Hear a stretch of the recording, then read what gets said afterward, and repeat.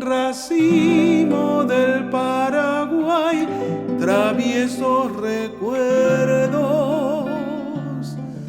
imágenes de mi linda ciudad, mi humilde pueblito,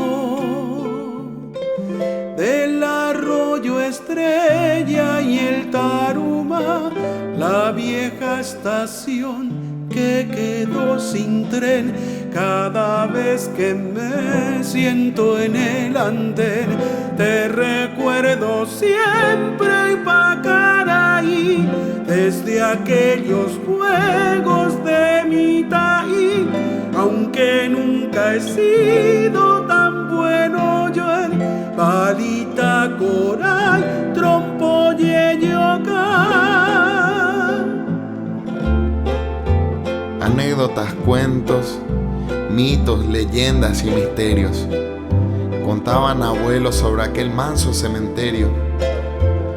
Ni el miedo a serpientes, siendo un niño, fue suficiente, cuando sin pelota decidíamos ir para el monte.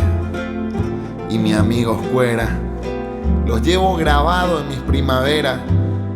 Cancha del barrio, mi iglesia, mi escuelita y hasta mi primer amor. Gente de mi pueblo, personajes tantos bohemios, los voy recogiendo para el álbum de mis recuerdos y en mi serenata. Pido a Dios nunca deje de existir la ciudad que hoy veo.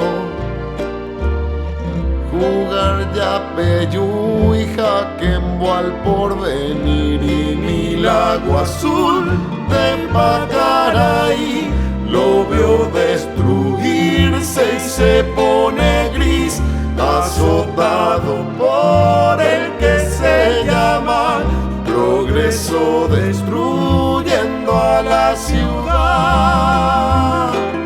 Na na na na na na na na.